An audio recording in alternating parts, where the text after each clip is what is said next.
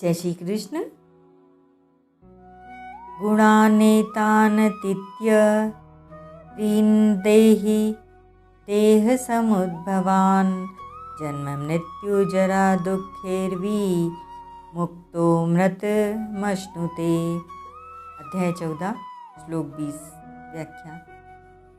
गुणानेतान इत्य त्रिन्देहि देह समुद्भवान्। यद्यपि विचार कुशल मनुष्य का देह के साथ संबंध नहीं होता, तथापि लोगों की दृष्टि में देह वाला होने से उसको यहाँ देही कहा गया है। देह को उत्पन्न करने वाले गुण ही हैं। जिस गुण के साथ मनुष्य अपना संबंध मान लेता है, उसके अनुसार उसको ऊंच नीच योनियों में जन्म लेना ही पड़ता है। गीता 13वें अध्याय का 21वां श्लोक। अभी इसी अध्याय के 5वें श्लोक से 18वें श्लोक तक जिनका वर्णन हुआ है, उन्हीं तीनों गुणों के लिए यहाँ एतान त्रिन गुणान पद आए हैं। विचार कुशल मनुष्य इन तीनों गुणों का अतिक्रमण कर जाता है, अर्थात इनके साथ अपना संबंध नहीं मानता, इनके साथ माने हुए संबंध का त्याग कर देता है। कारण उसको यह स्पष्ट विवेक हो जाता है कि सभी गुण परिवर्तनशील हैं, उत्पन्न और नष्ट होने वाले हैं, और अपना स्वरूप गुणों से कभी लिप्त हुआ नहीं, हो सकता भी नहीं। ध्यान देने की बात है कि जिस प्रकृति से जो गुण उत्पन्न होते हैं, उस प्रकृति के साथ भी स्वयं का किंचिन मात्र भी संबंध नहीं है, फिर गुणों के साथ तो उसका संबंध हो ही कैसे सकता है। जब साधक इन तीनों गुणों का अतिक्रमण कर जाता है, तो फिर उसको जन्म मृत्यु और वृद्धावस्था का दुख नहीं होता। वह जन्म मृत्यु आदि के दुखों से छूट जाता है, क्योंकि जन्म आदि के होने में गुणों का संग ही कारण है। ये गुण आते जाते रहते हैं, इनमें परिवर्तन होता रहता है। गुणों की वृत्तियाँ कभी सात्विकी, कभी राजसी और कभी तामसी हो जाती हैं, परंतु स्वयं में कभी सात्विकपना, राजसपना और तामसपना आता ही नहीं। स्वयं स्वरूप तो स्वतः असंग रहता है। इस असंग स्वरूप का कभी जन्म नहीं होता। जब जन्म नहीं होता तो मृत्यु भी नहीं होती, कारण कि जिसका जन्म होता है उसी की मृत्यु होती है तथा उसी की वृद्धावस्था भी होती है। गुणों का संग करने से ही जन्म मृत्यु और वृद्धावस्था के दुखों का अनुभव होता है।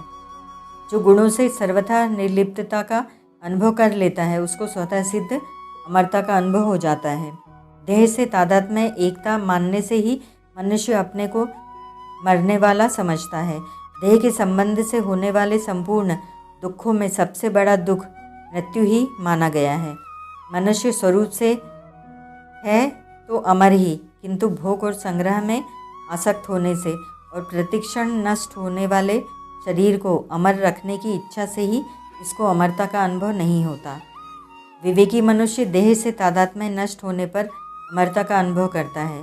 पूर्व श्लोक में मद्भावम सोधि गच्छति पदों से भगवत भाव की प्राप्ति कही गई, एवं अमृत मश्नुते पदों से अमरता का अनुभव करने को कहा गया। वस्तुतः दोनों एक ही बात है। गीता में जरा मरण मोक्षाय 7:29, जन्म मृत्यु जरा व्याधि दुख दोषानु दर्शनम 13:8, और यहाँ जन्म मृत्यु जरा दुखेर विमुक्तः 14:20। इन तीनों जगह बाल्य और युवा अवस्था का नाम न लेकर जरा वृद्धावस्था का ही नाम लिया गया है, जबकि शरीर में बाल्य, युवा और वृद्ध ये तीनों ही अवस्थाएं होती हैं। इसका कारण यह है कि बाल्य और युवा अवस्था में मनुष्य अधिक दुख का अनुभव नहीं करता, क्योंकि इन दोनों ही अवस्थाओं में शरीर में बल रहता है, परंतु वृद्धावस्था में शरीर में बल न रहने से मनुष्य अधिक दुख का अनुभव करता है। ऐसे ही जब मनुष्य के प्राण छूटते हैं तब वह भयंकर दुख का अनुभव करता है, परंतु जो तीनों गुणों का अतिक्रमण कर जाता है वह सदा के लिए जन्म मृत्यु और वृद्धावस्था के दुखों से मुक्त हो जाता है। इस मनुष्य शरीर में रहते हुए जिसको बोध हो जाता है, उसका फिर जन्म होने का प्रश्न ही पैदा नहीं होता। हाँ, उसके अपने कहलाने वाले शरीर के रहते हुए वृद्धावस्था और मृत्यु तो आएगी ही, पर उसको वृद्धावस्था और मृत्यु का दुख नहीं होगा। वर्तमान में शरीर के साथ स्वयं की एकता मानने से ही पुनर्जन्म होता है और शरीर में होने वाले जरा व्याधि आदि के दुखों को जीव अपने में मान लेता है। शरीर गुणों के संग से उत्पन्न होता है। देह के उत्पादक गुणों से रहित होने के कारण गुणातीत महापुरुष देह के संबंध से होने वाले सभी दुखों से मुक्त हो जाता है। अतः प्रत्येक मनुष्य को मृत्यु से पहले पहले अपने गुणातीत स्वरूप का अनुभव कर लेना चाहिए। गुणातीत होने से जरा व्याधि मृत्यु आदि सब प्रकार के दुखों से मुक्ति हो जाती है और मनुष्य अमरता का अनुभव कर लेता है। फिर उसका पुनर्जन्म होता ही नहीं। परिशिष्ट भाव। मनुष्य मात्र के भीतर यह भाव रहता है कि मैं बना रहूं, कभी मरूं नहीं। वह अमर रहना चाहता है। अमरता की इस इच्छा से सिद्ध होता है कि वास्तव में वह अमर है। अगर वह अमर न होता तो उसमें अमरता की इच्छा भी नहीं होती।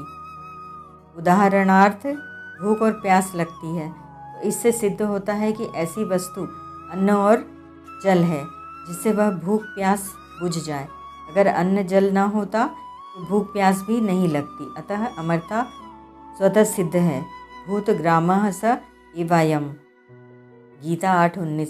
परंतु स्वरूप से अमर होते हुए भी जब मनुष्य अपने विवेक का तिरस्कार करके मरण धर्मा शरीर के साथ तादात्म्य मान लेता है, अर्थात मैं शरीर हूँ ऐसा मान लेता है, तब उसमें मृत्यु का भय और अमरता की इच्छा पैदा हो जाती है।